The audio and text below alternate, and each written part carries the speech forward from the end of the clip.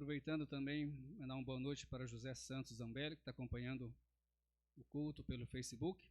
E os outros irmãos aí que estão acompanhando, Deus abençoe cada um. E vamos agora na mensagem de Deus na carta aos Filipenses. O versículo tema da série de mensagens e pregações na carta aos Filipenses é Filipenses 4, versículo 4.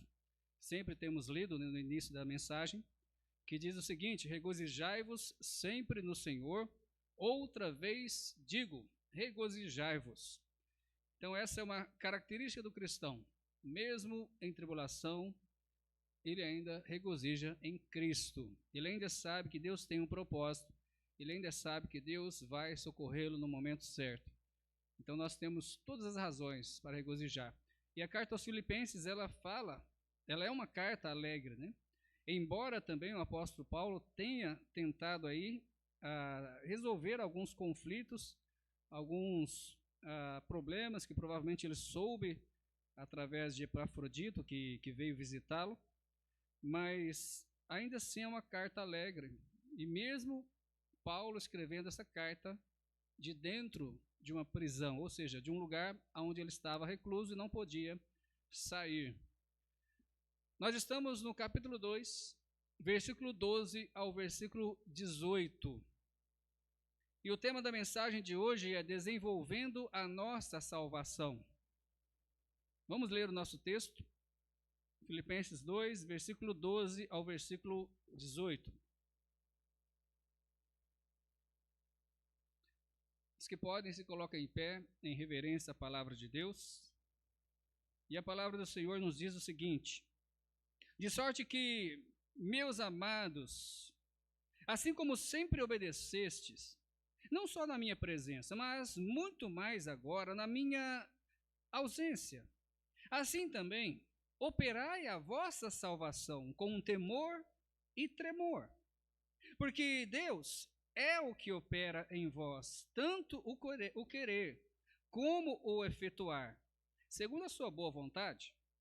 Fazei todas as coisas, sem murmurações nem contendas, para que sejais irrepreensíveis e sinceros, filhos de Deus inculpáveis, no meio de uma geração corrompida e perversa, entre a qual resplandeceis como astros no mundo, retendo a palavra da vida, para que no dia de Cristo possa gloriar-me de não ter corrido em vão, nem trabalhado em vão.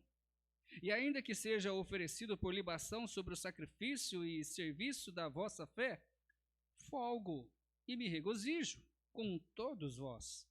E vós também regozijai-vos e alegrai-vos comigo por isto mesmo. Amém?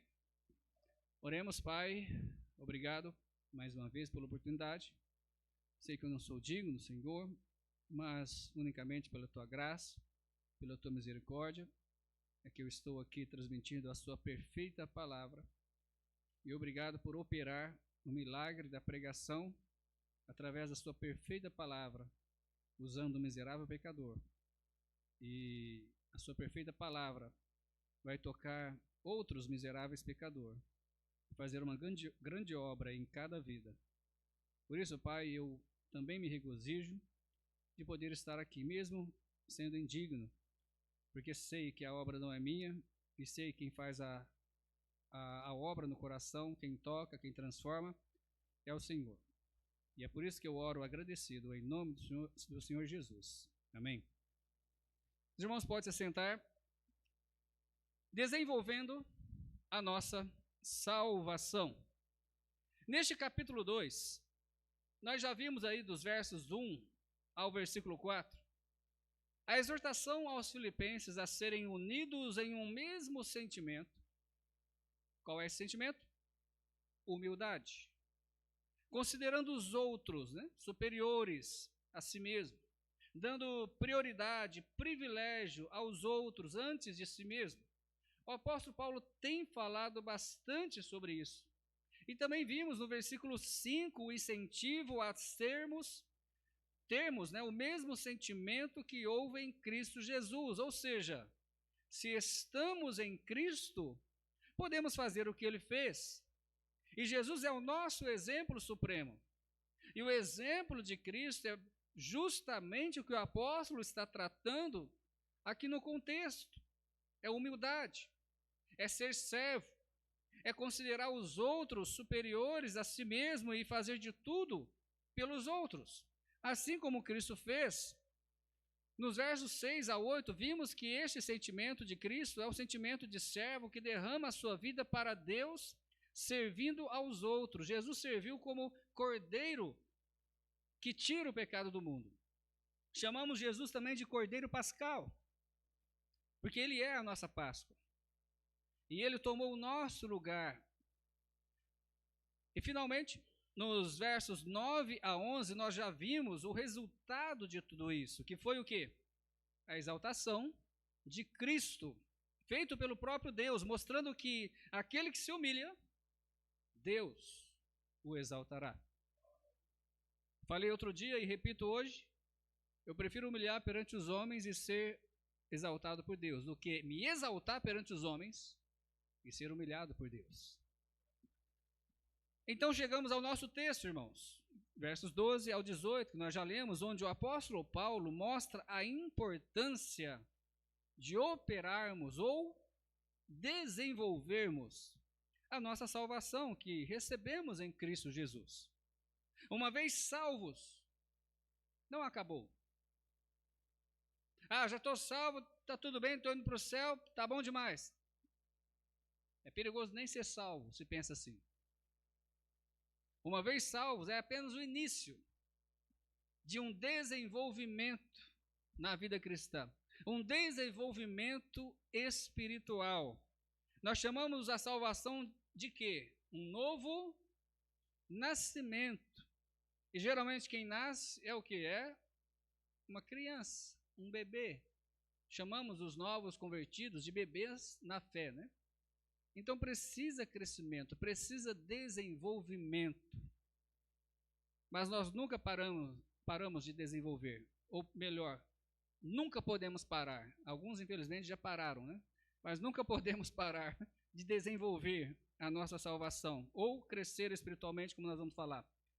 Então, o que envolve, pastor, desenvolver a nossa salvação? O que envolve? No nosso texto aí nós vemos que desenvolver a nossa salvação envolve crescer em Cristo, como eu já dei aí uma palhinha, né? A vida cristã, ela é repleta de virtudes, de atitudes espirituais, atitudes sobrenaturais, que só o salvo tem condições. Nós vemos aí algumas delas, né? Fé, virtude, conhecimento, domínio próprio, né? O que poucos têm, mas está aí, né? Perseverança, piedade, fraternidade e principalmente o amor, conforme está escrito lá em 2 Pedro, né? Capítulo 1, versículo 5 a 7. Mas nós não vamos ir lá porque agora é a vez de Filipenses, né? Versículo 12, versículo 13, lembrando o texto, diz o seguinte: de sorte que, meus irmãos, lembra, ele terminou um assunto que eu fiz questão de rever. Não terminou, né? A gente terminou, mas continuando o assunto que ele acabou de falar sobre Cristo, e Deus exaltou Cristo, né? E todo joelho vai se dobrar a Cristo. Então ele diz aqui, de sorte que, meus irmãos, assim como sempre obedecestes, não só na minha presença, mas muito mais agora na minha ausência, assim também operai, ou, em outras palavras, né, desenvolvei a vossa salvação com temor e tremor, porque Deus é o que opera em vós, tanto o querer como o efetuar, segundo a sua boa vontade. Irmãos, o verbo usado aqui significa, ou seja, desenvolver, o operar, significa completar ou levar algo ao seu alvo. O que o apóstolo Paulo está aqui, pelo menos nós pensamos que ele está querendo colocar para os irmãos filipenses, e que eles precisam completar, ou deixar, em outras palavras, Deus completar, e levar aqui algo, no caso, a sua vida cristã, né, a sua salvação, ao seu alvo. Se eu perguntar qual que é o alvo da salvação? Ah, pastor, é ir para o céu. Se você pensa assim, você é um cristão muito pobre. Se é que é cristão, né? Não é só ir para o céu. O que Cristo fez por nós não é só para levarmos ao céu. Porque através da salvação, outros vão ver uma diferença na minha vida. Outros vão ver uma diferença na sua vida. Vão ver uma transformação que Deus faz. Vão ver um povo diferente. E isso vai chamar a atenção deles para quem? Para Cristo. Então nós somos salvos para mostrar Cristo. O alvo da salvação é que outros também sejam salvos. Por isso que eu disse, uma vez salvo, é apenas o início. Não acabou, como alguns pensam. Mas você apenas está começando a caminhada cristã. E a sua vida tem que ser desenvolvida, ou tem que ser levada ao alvo. Sabemos que o alvo, após a salvação, é crescer espiritualmente. O salvo, o bebê na fé, aquele que se converte, nasce de novo em Cristo, ele precisa crescer, ele precisa desenvolver. Hoje nós tivemos 2 testemunhos de um adolescente e um jovem que fizeram anos de vida. Eles desenvolveram, eles cresceram, engrossaram a voz, né? Como disseram aí, né? Imagina se, né, João Paulo falasse aí mais fino do que a Samara, né? Que coisa esquisita. Não é verdade? Você não desenvolveu a voz. Imagina se ele continuasse aí do tamanho, fugiu o nome do filho mais novo aqui do pastor, do tamanho do Nicolas. Com quantos anos, irmão? É 30? Quantos anos? 26, tá quase, né? Imagina, 26 anos e do tamanho do Nicolas, que tem quantos anos mesmo? Tem 6 anos só. Desenvolveu, mas tem muitos salvos que estão dessa forma. Eles só são salvos. Não cresce, não desenvolve. E eu duvido muitas vezes da salvação de alguns destes. Então o alvo da salvação é crescer espiritualmente para chegar à estatura perfeita de Cristo. Isso está muito claro lá em Efésios 4:13. O nosso contexto aqui de Filipenses, vemos que o apelo de Paulo é que os filipenses tenham o mesmo sentimento de Cristo. Que era qual sentimento? Nós já falamos. Servir aos outros e não a si mesmos. Estava conversando com o irmão Dionoro ali sobre aquele filme, né? Não sei quantos assistiram, daquela mulher que é obrigada, né, a casar com um rapaz, aquela moça, né, que é obrigada a casar com um rapaz, devido ao costume lá do povo, né? Um rapaz especial, né? Não sei como explicar, mas tinha muitos problemas, né? Não falava, não andava direito. Basicamente ela pegou alguém para cuidar, né? Alguém para cuidar. E a gente percebe naquele filme pessoas ali ajudando, né? Pessoas que não são parentes, mas sente vontade de ajudar. E conversando com ele, eu disse: olha, o povo perdeu o amor. Hoje você não, é difícil você ver isso, e talvez quase impossível você ver algo acontecer assim. E aquele filme, para quem não assistiu, irmãos, assiste. Ele não chegou ainda no final, falou: ó, chega até o final, não vai surpreender. O que o amor, tanto de uma mulher, quanto o amor de pessoas, podem fazer na vida de uma pessoa. E é baseado em fatos reais, ok? Não é uma história fictícia. Cristo não é uma história fictícia. Ele veio e morreu. A vida dele foi servida para pagar os meus pecados. Ele não veio por si mesmo. ele não veio para si mesmo, ele veio por nós. E o contexto aqui de Filipenses 2 é basicamente isso. Por isso Paulo exorta os filipenses a desenvolver a vossa salvação não em disputas egoísticas, como ele fica sabendo por Epafrodito, né? Que havia certas disputas, uns querendo ser mais que os outros, um pensando só em si mesmos e não pensando nos outros. Então ele diz, olha, desenvolve a vossa salvação não em disputas egoísticas ou busca de glória humana, mas colocando em prática entre eles o sentimento que tinha em Cristo Jesus. Parece que eles, o versículo diz aí, que eles já obedeciam a Deus. E até mesmo ao apóstolo, né? Ele diz aí, quando eu estava presente e quando eu estou ausente, vocês têm obedecido, mas tinha mais a se fazer. Tinha mais. E essa questão de mais é realmente olhar pelos outros. O verso 13 deixa claro, irmãos, porque nesse texto aqui, até a gente passou por ele, não sei quantos lembram, no estudo aí da segurança de salvação, né? Que alguns acham que a salvação, né, você tem que manter ela. Não, eu não tenho condições de manter minha salvação. Primeiro, não tenho condições de me salvar, e muito menos me manter. Quem me salva e quem me mantém salvo é Deus. Se eu dependesse de mim mesmo, eu acabei dizendo aqui na minha oração que eu sou pecador. Então já estava perdido, já tinha perdido a salvação faz muito tempo. Não depende de mim, depende de Deus. Então o verso 13 deixa bem claro isso, que é Deus quem opera ou desenvolve tanto o querer como o efetuar. Mostrando aqui nessas palavras que a salvação é obra de Deus, do começo ao fim. Ou seja, desde que nós recebemos Cristo como Salvador, até encontrarmos com Ele no céu de glória. É Deus quem faz isso. Mas sempre dentro da boa vontade do homem. Deus não obriga ninguém a ser salvo, como alguns pensam.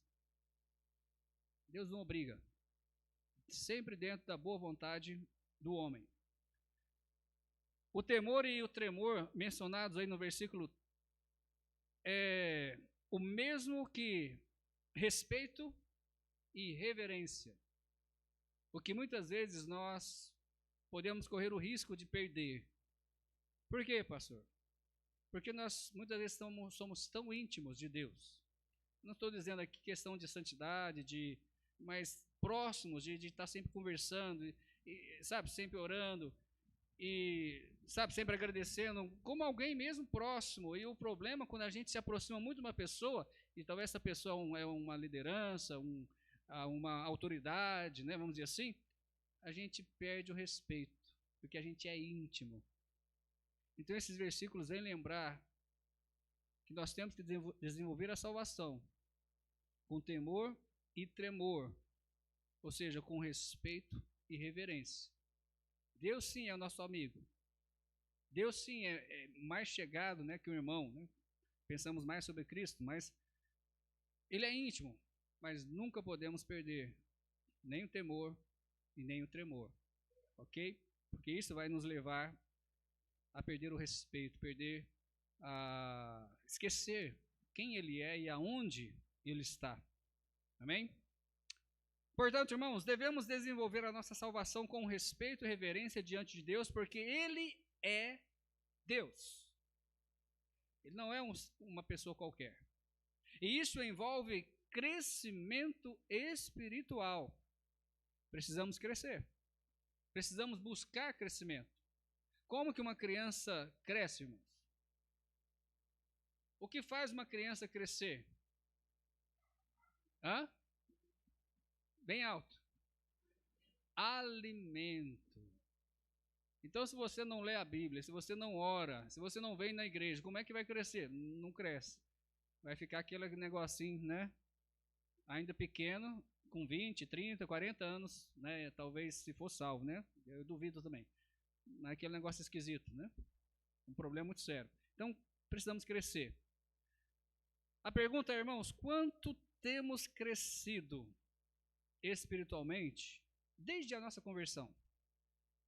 Você conseguiria pelo menos ver aí por cima, eu sei que é difícil, pelo menos ver por cima rapidamente, quanto você cresceu desde a sua conversão até hoje em Cristo Jesus? O que Deus mudou em sua vida? O que você largou? O que você começou a fazer?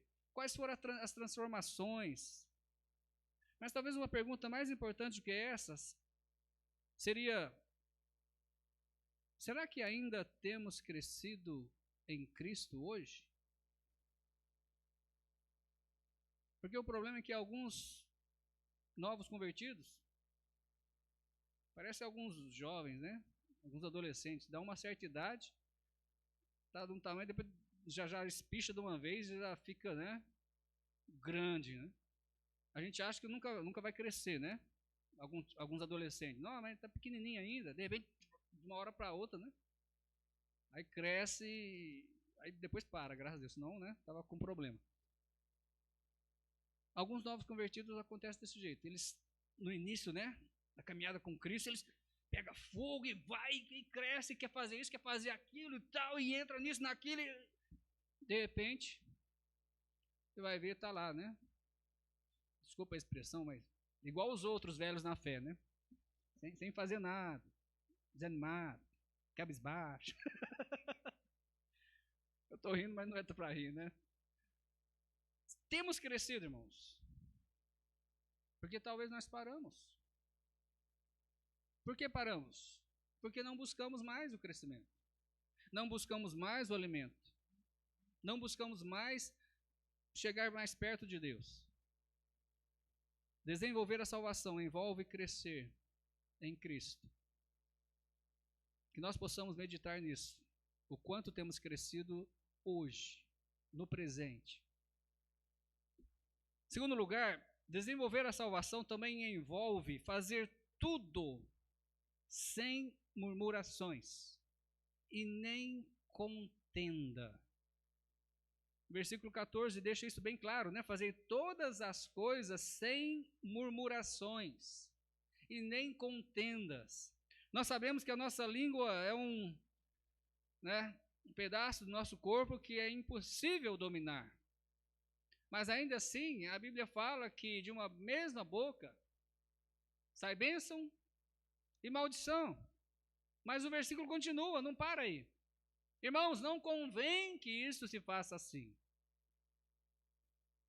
Não precisamos, irmãos, cuidar da nossa língua. Não é só fazer, mas fazer com o espírito certo. Não é porque uma pessoa faz muito na igreja, ou talvez até em casa, talvez até na obra de Deus, não sei. Mas se faz com o espírito errado, isso não está valendo de nada para Deus. O desenvolver a nossa salvação, precisamos desenvolver, fazer tudo o que tem para fazer, todas as coisas, sem murmurar. Murmurar é o mesmo que zombar, ou até mesmo aquela zombaria num sentido assim, num estilo de reclamação, sabe? Lembra quando o povo de Israel saiu do Egito? Lembra das reclamações, das zombarias que eles faziam com Moisés? As murmurações deles? Contenda é o mesmo que discussões ou brigas. A igreja, irmãos, não é um clube de fofocas. Aqui não é um lugar para a gente vir aqui e ficar olhando a vida dos outros. Aqui não é um lugar para a gente vir e ficar olhando e para depois falar para os outros. E muito menos um lugar para vir para falar dos outros. E também não é uma sociedade de debates. Nós não estamos aqui para debater nada. Estamos aqui para servir. Esse é o contexto do capítulo 2. Servir. Quando eu sirvo, eu não debato, eu sirvo. Eu sou um servo, eu sou um escravo. Eu vou debater o quê? Então a igreja não é nem clube de fofocas e nem uma sociedade de debates. Pessoas que têm costume de murmurar e contender são pessoas que têm uma necessidade de autoafirmação. Alguns pregadores que estão aí na internet, as pregações deles muitas vezes é falar de outros pregadores ou outras igrejas, ou sabe? Essa necessidade de autoafirmar. Para mim, me autoafirmar, eu preciso rebaixar você. Entendeu? Então eu preciso achar um ponto negativo em você. Então murmurar e contender só é feito por pessoas que sentem essa necessidade de se autoafirmar. Então ele precisa rebaixar os outros, ele precisa reclamar dos outros. E aí assim ele se sente acima. Só que não é isso que o apóstolo Paulo está falando aqui. Nós precisamos estar sempre abaixo. Sempre dar prioridade aos outros. Não é assim que Jesus agia? Como Jesus agia? Ele se colocava acima dos outros? Ou ele sempre servia os outros? Inclusive com a própria morte em favor dos outros. Então, se Jesus agia dessa forma, então, e não agia murmurando, você não vê Jesus murmurando, você não vê Jesus contendendo, a não ser que as pessoas estão indo contra Deus, contra a vontade de Deus, mas você não vê Jesus assim. Então, se Jesus não agia assim, então não devemos agir dessa forma também. Nós devemos servir de bom coração. Servir porque nós queremos e não obrigados, mas porque queremos, amém? Terceiro lugar, desenvolver a salvação envolve sermos filhos de Deus, inculpáveis.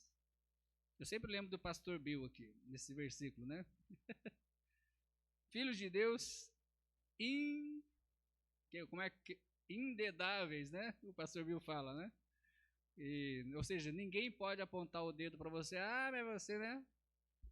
Filho de Deus, inculpáveis. O verso 15 diz, para que sejais irrepreensíveis, sinceros, filhos de Deus inculpáveis, no meio de uma geração perfeita, santa, não é verdade? Aí ficaria fácil demais, né? Não, é no meio de uma geração corrompida e perversa, entre a qual resplandeceis como astros no mundo. Desenvolver a nossa salvação, irmãos, envolve viver neste mundo de forma responsável e perfeita, como verdadeiros filhos de Deus. Como que verdadeiros filhos de Deus devem viver? Irrepreensíveis. Que é isso, pastor? É sem reprovação. Ou indedáveis, né? Como o pastor Bill gosta de dizer. Sem reprovação dos outros. Também sinceros. O que é isso? Autênticos. Ou seja, sem mistura. Até o comentarista fala que é como se fosse aquele vinho, né? Sem mistura com água, alguma coisa assim, né? Então, ou seja, autêntico, sem mistura. Mas não só irrepreensíveis, sinceros e inculpáveis. Ou seja, imaculados, sem mancha alguma que as outras pessoas possam ver. Isso é viver como verdadeiros filhos de Deus. E volto a repetir, num mundo corrompido e perverso. Em outras palavras, num mundo de trevas. Num mundo dominado pelas trevas. Por isso que o versículo diz aí, né? Neste mundo de trevas, irmãos. Eles, no caso os filipenses, e nós também, deveríamos resplandecer como astros celestes. Ou seja, à noite você olha para o céu e o que você vê? As estrelas. Por que você vê as estrelas? Embora elas estão aí quilômetros e quilômetros, né? Longe de nós. Por que você vê ela? Na imensidão de trevas que existe aí no céu, né? Sem luz, porque o sol está do outro lado, né? Por quê? Por causa de suas luzes. Eles estão resplandecendo. Estão sobressaindo. Está bem notório cada estrela. É interessante que algumas pessoas estudam, né? e até dá nome, né? Constelação. No grupo de estrela aqui chama TAM, eu não entendo nada disso, né? Eu só lembrava das Três Marias, né? Quando era mais novo, as Três Marias, o Cruzeiro do Sul, esses mais fáceis, né? E hoje eu nem acho mais, nem sei mais onde é que está. Eu olho, mas qual que é mesmo? Não lembro, né? Mas está lá, dá para você ver. Deus está falando aqui através do apóstolo que o crente deve ser como uma estrela, um astro, a iluminar de forma que as outras pessoas vão ver. Quando você acende uma luz, uma luzinha, um celular, por exemplo, se está tudo em trevas, aquilo vai aparecer. E muitas vezes nós vemos isso, né, em muitas reuniões, né? Muita gente, eles falam, apaga a luz e aí levanta seu celular, não sei o que lá, né? O casamento do Elias, que eu estive lá, começou aí 5 e pouquinho e foi chegando, escurecendo, e o casamento não tinha acabado, e depende na hora de sair, o que eles pediram?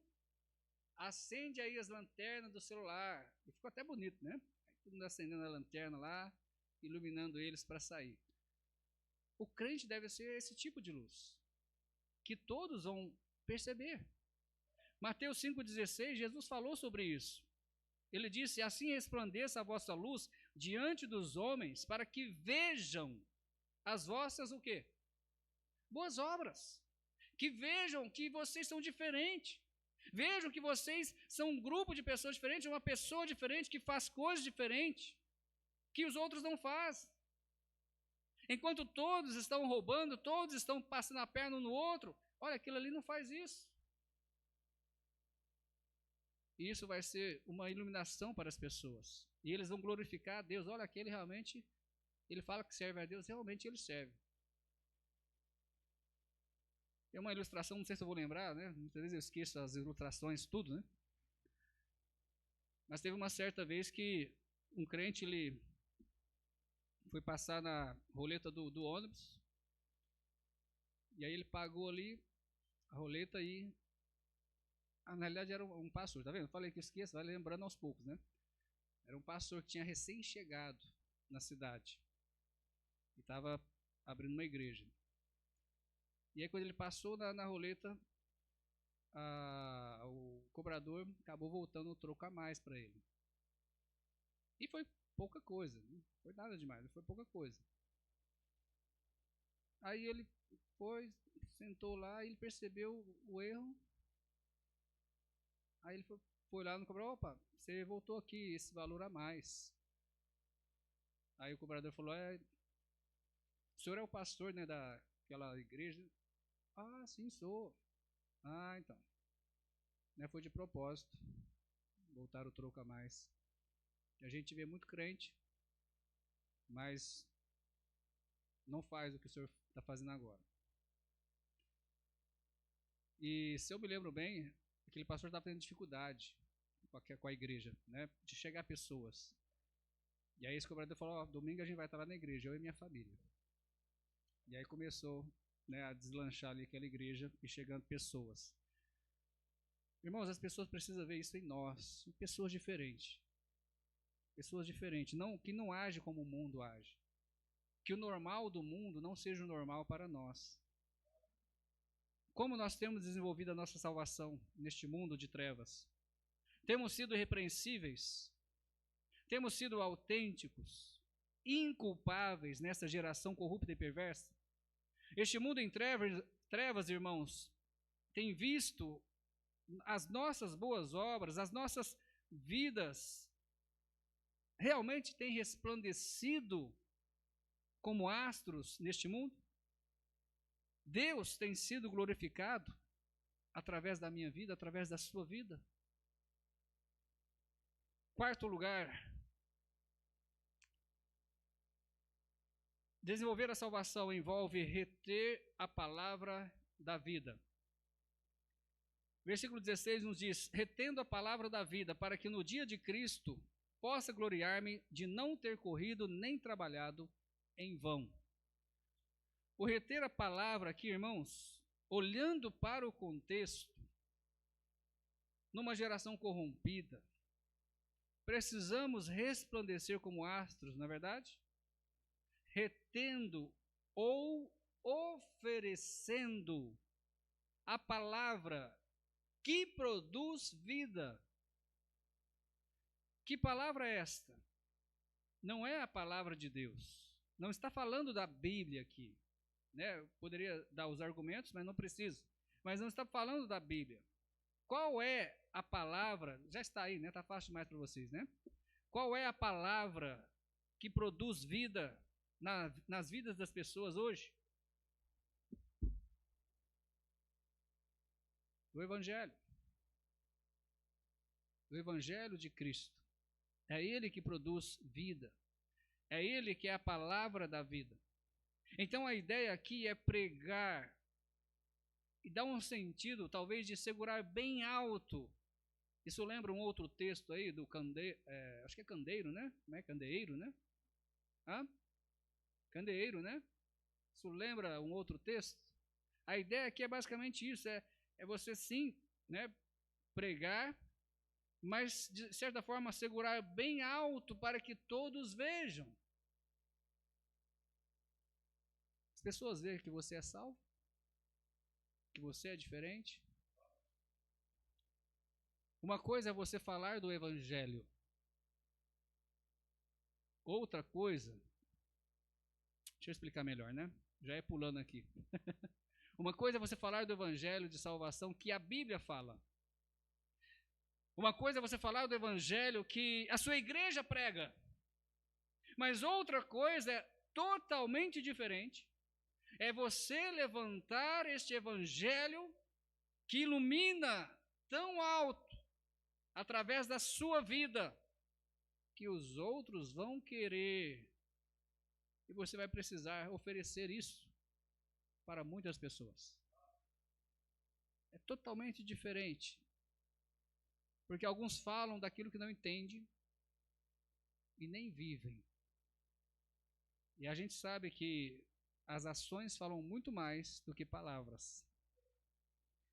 E chegamos então à conclusão. Pastor, mas o texto não terminou. Calma que a conclusão é ele, né? Versículo 17 e 18, o apóstolo Paulo diz, né? E ainda que seja oferecido por libação sobre sacrifício e serviço da vossa fé, folgo e me regozijo com todos vós. E vós também regozijai-vos e alegrai-vos comigo por isto mesmo. Paulo aqui, nós vemos ele como um exemplo do que ele está ensinando. Desenvolver a salvação. Ele é um exemplo de alguém que desenvolveu a sua salvação, acredito, né, que num curto espaço de tempo, porque ele se converteu e já começou a pregar, e já começou a fazer as viagens missionárias, né? Então, assim, o que alguns levam em anos, ele levou poucos anos para crescer de tal forma e levar o Evangelho e desenvolver a sua salvação, chegando ao ponto, até mesmo, como ele diz aí nas suas próprias palavras, chegando ao ponto de deixar a sua vida ser oferecida a Deus. É o que ele está dizendo, é ainda que seja oferecido por libação. Libação, irmãos, era uma oferta líquida, que era derramada sobre o sacrifício, provavelmente aí um vinho, né, um tipo de vinho, ali sobre o sacrifício. Paulo está falando de sua morte aqui, caso acontecesse, porque ele diz aí no mesmo texto, que ele ainda queria ver os filipenses, ele ainda tinha vontade de vê-los, mas caso acontecesse e ele fosse morto ali, como um mártir, ele estaria tranquilo, e até se alegraria por isso. Mas ele diz também para os filipenses não se entristecerem, mas se alegrarem com ele também neste último sacrifício de sua vida. A vida do apóstolo Paulo foi uma vida de sacrifício, em favor dos outros, em favor de pregar o evangelho aos outros, ao ponto de esquecer da sua própria vida. E mesmo na sua morte, de certa forma, né, como ele diz aí, ele se deixou ser um sacrifício. E ficou alegre com isso. Desenvolveremos a nossa salvação de tal forma a aceitarmos, irmãos, a nossa morte com alegria? não só pelo que fizemos para Deus em vida, mas também porque temos a certeza de que estaremos com Ele no lar celestial? Será que chegamos a este ponto do apóstolo Paulo? Que o mundo possa ver em nós Cristo através das nossas boas obras. Amém? Que o mundo possa ver isso. E eles possam se interessar ao ponto de nós termos que oferecer. Não, eu vou te mostrar aqui por que eu sou assim. Eu vou te mostrar por que eu ajo dessa forma. Eu vou te mostrar por que eu sou tão feliz. E você vai oferecer a palavra da vida, ou a palavra que gera vida para as pessoas, que é o Evangelho de Cristo. Então desenvolvamos, irmãos, a nossa salvação, para que outros possam ver essa salvação em nossas vidas. Vamos orar. Pai, obrigado.